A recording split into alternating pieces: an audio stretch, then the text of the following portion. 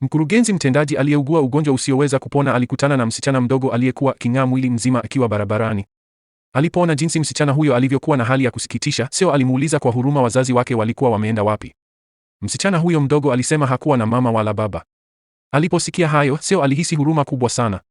Akikumbuka kuwa alikuwa anasumbuliwa na ugonjwa usioweza kupona na alikuwa amebakiwa na miezi mitatu tu ya kuishi, aliamua kutoruhusu mjomba wake mkatili kunyang'anya mali ya familia.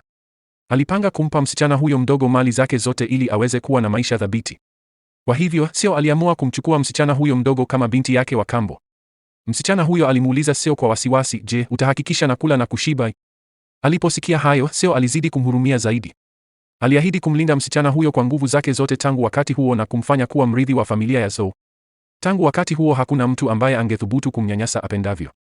Baada ya kusikia ahadi ya Seo, msichana huyo alimuita baba mara moja. Kisha alimkumbatia Seo kwa upendo.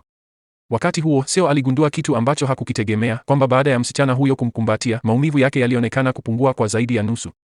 Muda mfupi baadaye, Seo alimpeleka msichana huyo nyumbani ili amtambulishe kwa mama yake, akipanga msichana huyo awe anakaa na mama yake katika siku zijazo ili nyumba iwe na uchangamfu zaidi. Mama yake alimpenda sana msichana huyo mdogo mwenye tabia njema na anayevutia. Ghafla, alihisi hali ya kutofurahisha mwilini. Msichana huyo aliona kuwa bibi alikuwa amefungwa na mnyororo mkubwa wa chuma. Alisogea mbele na kujitolea kusaidia kumtoa mnyororo huo bibi. Aliposikia hayo, Seo alishangaa, lakini msichana huyo alikuwa tayari amesogea na kuanza kufanya ishara kwa mikono yake.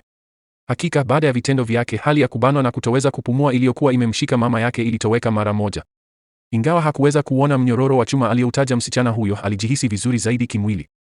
Msichana huyo alimwambia Seo kuwa alikuwa ameupa kule mnyororo uliokuwa umemfunga bibi na kwamba bibi ataishi maisha marefu. Baada ya kusikia maneno ya msichana huyo, Seo aligundua kuwa alionekana kuwa na nguvu za miujiza tofauti na watu wa kawaida. Mama yake alimsifu msichana huyo mara kwa mara kama nyota ya bahati ya familia.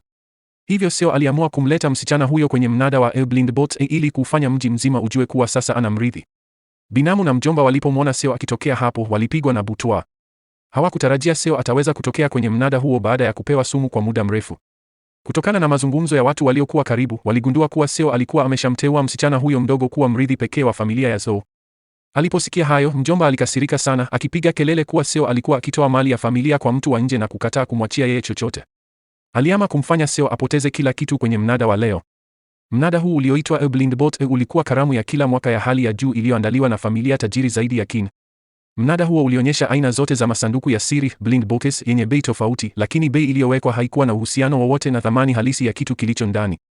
Hazina gani adimu ambayo mtu anaweza kupata ilitegemea bahati tu. Sehemu muhimu zaidi ilikuwa miradi ya ushirikiano wa familia ya Qin kwa mwaka ujao. Watu wengi walikuwa wamejishindia utajiri mkubwa kwenye mnada huu, lakini wengine walikuwa wamepoteza kila kitu na kufilisika kwayo. Muda mfupi kabla ya mnada kuanza rasmi, tajiri mkubwa zaidi, Bwana Qin, alimwendea msichana huyo mdogo moja kwa moja.